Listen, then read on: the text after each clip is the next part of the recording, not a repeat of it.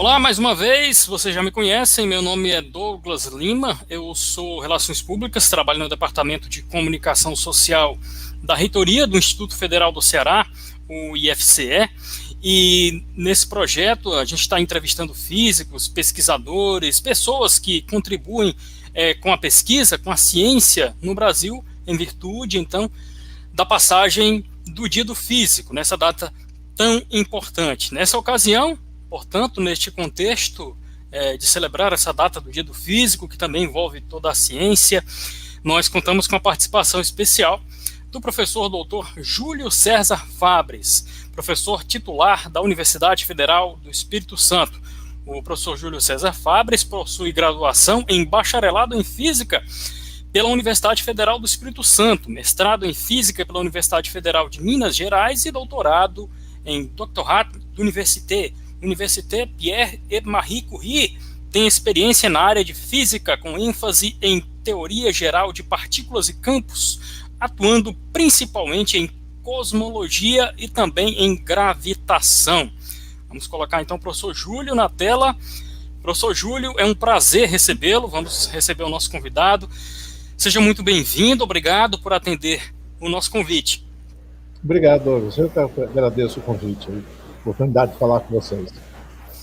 Muito bem, para a gente iniciar o nosso bate-papo, a nossa conversa, nosso bate-bola rápido aqui, dando início à nossa conversa, eu gostaria que o senhor então nos contasse, já falei um pouco da sua trajetória, é claro, mas eu gostaria que o senhor nos contasse sobre a sua trajetória de formação, passando aí pela graduação, chegando ao mestrado, doutorado e também o pós-doutorado.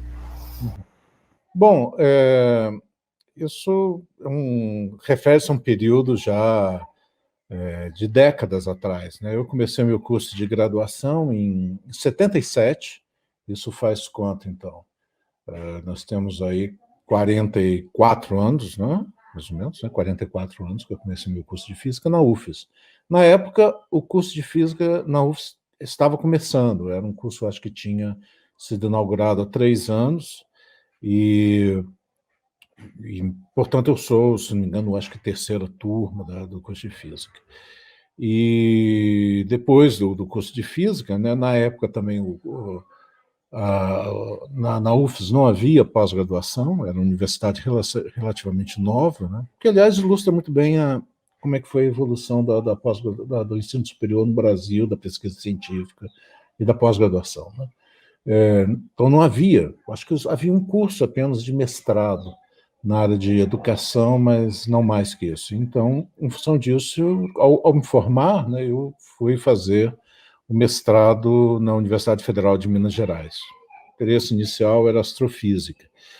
E pouco tempo depois, houve um concurso na própria UFES, em que eu me apresentei e acabei, sem ter terminado o mestrado, né, eu acabei conseguindo uma das posições que tinham sido oferecidas. O que, aliás, também ilustra um pouco a situação, a mudança que teve no Brasil nesse tempo todo, porque na época isso era possível. Hoje é praticamente impossível uma pessoa, sem ter obtido o doutorado, conseguir uma posição na Universidade Federal.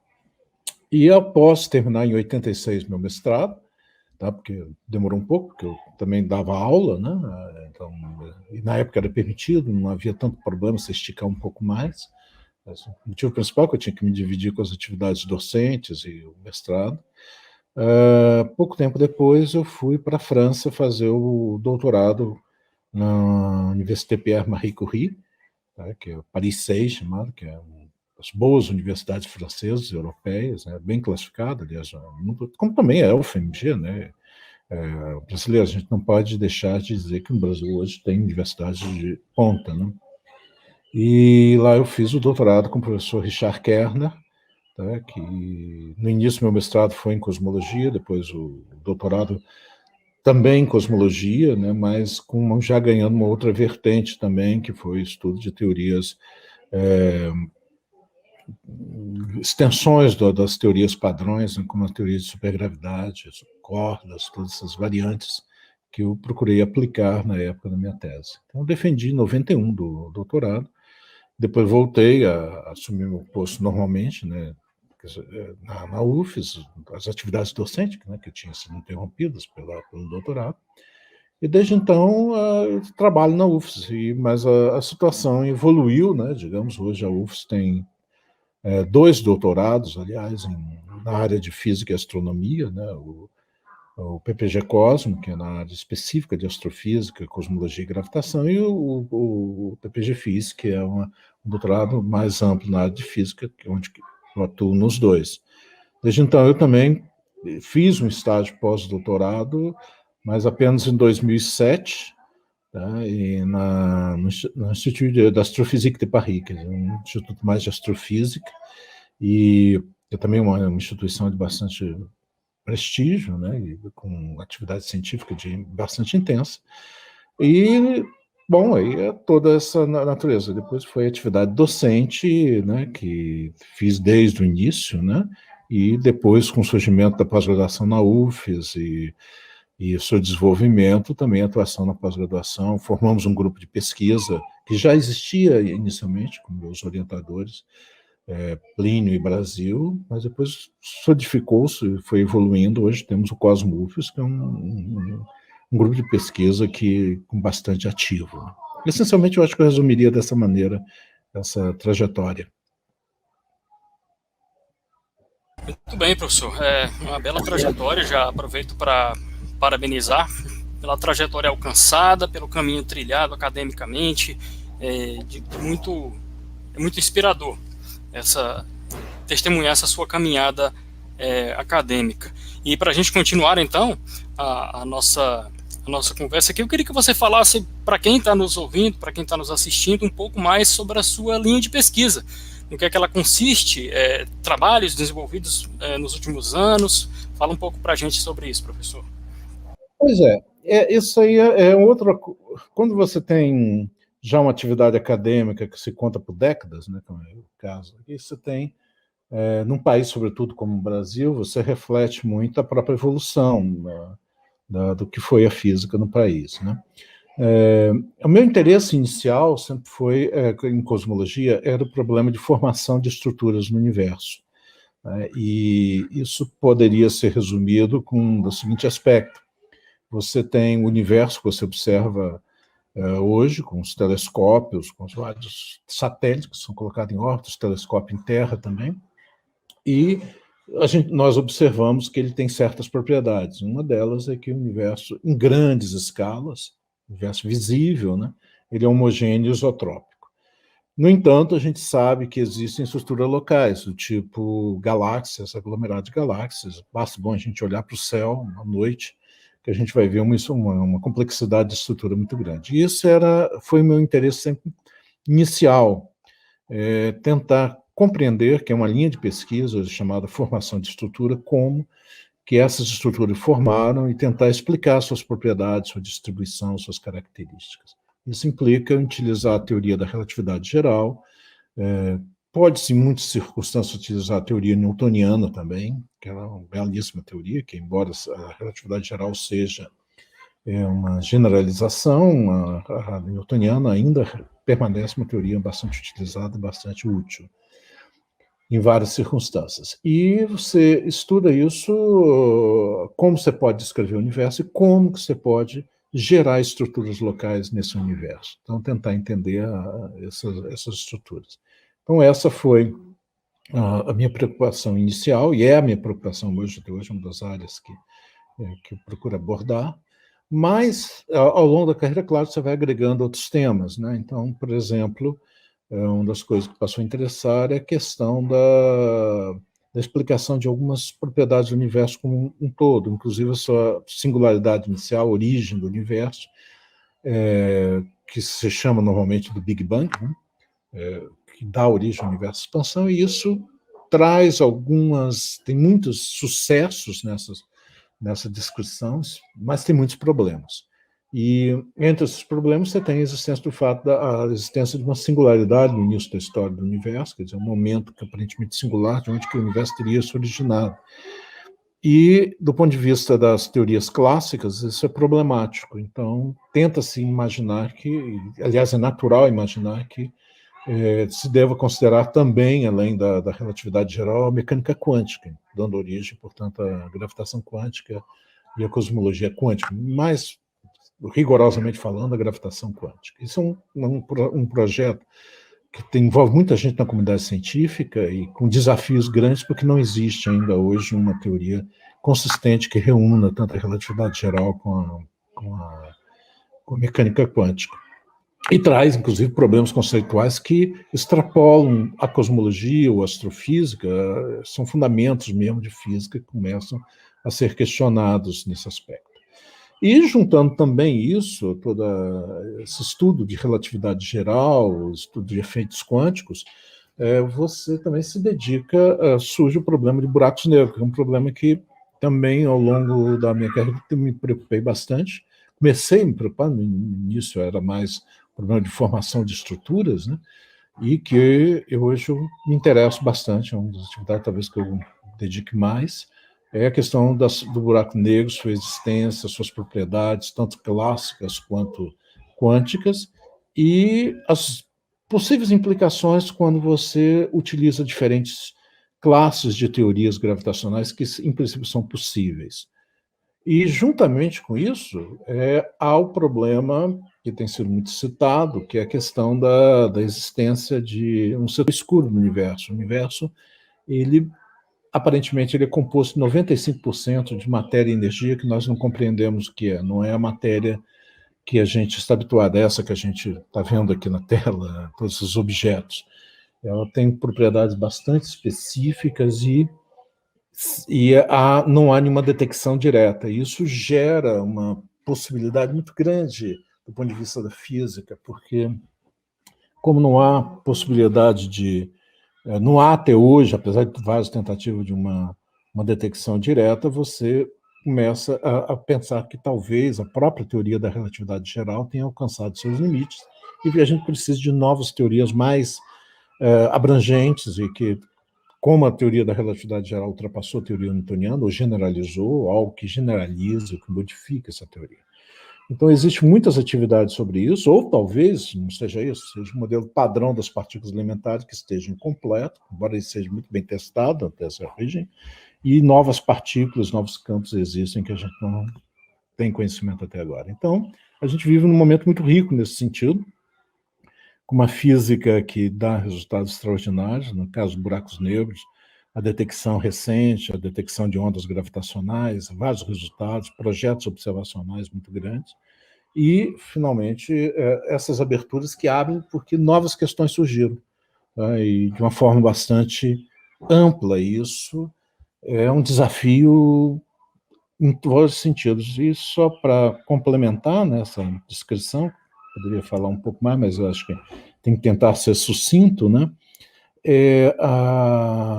O fato é que hoje, quando, por exemplo, eu comecei a desenvolver minha carreira, a cosmologia era uma parte marginal na física como um todo. A cosmologia e, de uma certa forma, a teoria da relatividade geral, porque havia poucos dados observacionais, havia poucas evidências.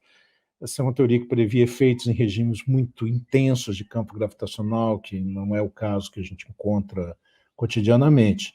E hoje em dia a situação mudou muito. É uma teoria que goza de uma dinâmica que é extraordinária, talvez seja um dos ramos mais dinâmicos hoje da ciência, isso, com problemáticas muito grandes. E isso gerou também todos esses aspectos experimentais, observacionais, os grandes projetos de telescópios que já estão implementados, estão projetados, a astronomia feita por satélites, os detectores de ondas gravitacionais, enfim. E aí a experiência começou e a observação começaram a andar de forma bastante juntas, como a gente espera sempre na teoria física, e isso tem se revelado de uma riqueza extraordinária. Então, talvez seja um dos ramos hoje, passou de um estágio extremamente especulativo no início, até os anos, podemos dizer, 70, 60, para uma das teorias mais dinâmicas e mais instigadoras que tem hoje em física e talvez em ciência como um todo. Muito bem, professor. E então, para nós nos encaminharmos então para essa parte final do nosso bate-papo rápido aqui sobre física, sobre a sua área de pesquisa, seus trabalhos na cosmologia e tudo mais que você falou, nós gostaríamos que o senhor deixasse uma mensagem para as pessoas que estão ingressando aí nessa área da física, na ciência como um todo, e que certamente irão passar pelas mesmas dúvidas e desafios que o senhor passou e enfrentou quando teve de escolher o curso ou uma linha de pesquisa específica numa pós-graduação, por exemplo. Deixe sua mensagem para quem está iniciando a trilhar esse caminho. Olha, ciência é algo fascinante em si, porque o cientista tem um enfoque, a ideia, a abordagem científica, né? Ela é um enfoque de teste o tempo todo, de perguntas, de procura de não apenas de uma afirmação definitiva, mas ao contrário de um dinamismo, né? Em ciência, mesmo quando você propõe alguma coisa, quem mesmo propõe questiona aquilo que ele propõe. Ele testa o tempo todo. Então, é algo onde você está se perguntando a todo momento sobre o conteúdo daquilo que você faz, dos seus resultados e daquilo que você propõe. Então, é algo extremamente fascinante, porque é de um dinamismo onde as perguntas, você convive com perguntas. E tentativa de respondê-lo, mas sabendo que sempre as tentativas são transitórias, né? Porque você responde uma e a cada resposta que você dá surgem mais perguntas, e isso é algo que te move. Tanto que a gente diz normalmente que ciência física, a gente costuma dizer, né? Física é uma cachaça, né? No sentido que ela te atrai de uma maneira terrível, né? Nesse sentido simbólico, né? E então é uma profissão, e por outro lado é uma profissão que exige uma dedicação muito forte, né? Mas isso é um pouco natural de toda atividade humana que você vai fazer bem. Um pianista que vai tocar bem piano, ele tem que se exercitar 8, 10 horas por dia. E em física é a mesma coisa, você tem que fazer física todo dia, mas é algo que, pela própria natureza, como é uma pergunta, como é um jogo, um quebra-cabeça de você tentar entender os problemas, tentar interpretar a natureza, tentar modelizar aquilo que você vê através dos seus telescópios, dos seus experimentos, isso se torna uma coisa fascinante, né? Por outro lado, esse é um aspecto em si da ciência, né? Ela te atrai de uma maneira quase irresistível. E há um outro aspecto, né, que a gente vive, né, um momento particularmente difícil hoje no Brasil, no aspecto científico, né, houve uma queda muito grande de investimentos, houve uma queda de oferta de posições na universidade, mas a experiência que eu tenho, a impressão que eu tenho olhando historicamente como que se processa esse fenômeno no Brasil, e no mundo de uma maneira geral, mas fortemente no Brasil, que é um país que está mais em construção que outros países, né, é que isso é um pouco cíclico. Então, nós estamos num momento difícil, mas já passamos por outros momentos bons, e antes desse momento bom já passamos por outros momentos difíceis, e isso é um pouco natural. O fato é que o Brasil também evoluiu muito nesses 40 anos, mais de 40 anos que eu estou envolvido diretamente, né? Desde o momento onde você só tinha pós-graduação e, por exemplo, atividade de pesquisa no Rio e São Paulo, essencialmente, um pouco em Minas, um pouco no Rio Grande do Sul, mas alguns centros apenas, lugar onde que se tornou praticamente todo o território nacional ocupado pela atividade científica, pela atividade de pós-graduação. Então, houve, apesar de tudo, um desenvolvimento muito forte. E as dificuldades que a gente enfrenta, a gente tem que saber que sempre vamos enfrentar, maior ou menor grau. Então, o que é importante, o que eu penso, é que a pessoa goste, sobretudo, que ela se identifique, que ela, de uma certa forma, torne a ciência, essa atividade, como algo epidérmico mesmo, e se ela dedicando com a seriedade que se espera, com a dedicação, eu tenho quase certeza de que a pessoa acaba tendo a sua oportunidade de desenvolver em condições aceitáveis, pelo menos, a sua atividade científica. Eu posso dizer que, daquelas pessoas que eu encontrei durante todo esse tempo, né, em atividade, todas aquelas que se mostraram talento, que mostraram dedicação, que mostraram vontade de prosseguir na carreira científica, elas acabaram tendo a oportunidade de exercer a ciência. Então, a ciência, sobretudo, é uma coisa fascinante, uma coisa necessária para a sociedade, para o ser humano, porque é a própria razão de você se perguntar sobre, interpretar a natureza que você vê em volta, O seu exercício, às vezes, é um pouco difícil pelas condições práticas, mas isso é comum a todas as profissões, e eu acho que, sobretudo, o interessado não deve se assustar com momentos de crise. Tá? Ele deve enfrentar essa crise, mas a gente sempre, até hoje, todas essas crises foram cíclicas, provisórias e, na verdade, quando você nota, houve uma evolução. Então, eu só espero que a gente lute para que a atividade, a ciência, se difunda cada vez mais na sociedade, porque isso deixe de ser algo longínquo e abstrato para ter o aspecto concreto, real que ela tem e o fascínio que ela exerce e os resultados que ela traz. Muito bem, então essa é a mensagem final aí do professor Júlio Fabres, nosso convidado nessa edição das nossas entrevistas relativas ao Dia do Físico. Repito, nós contamos agora com a participação especial do professor Dr. Júlio César Fabres, professor titular da Universidade Federal do Espírito Santo. Professor, foi um prazer conversar com o senhor, ouvir sua experiência, conhecer a sua trajetória, um pouco mais da sua trajetória, da sua linha de pesquisa. Nós agradecemos pela sua participação, por aceitar o nosso convite. Eu que agradeço, Douglas. Muito obrigado. Tá? Até a próxima, então. Até a próxima.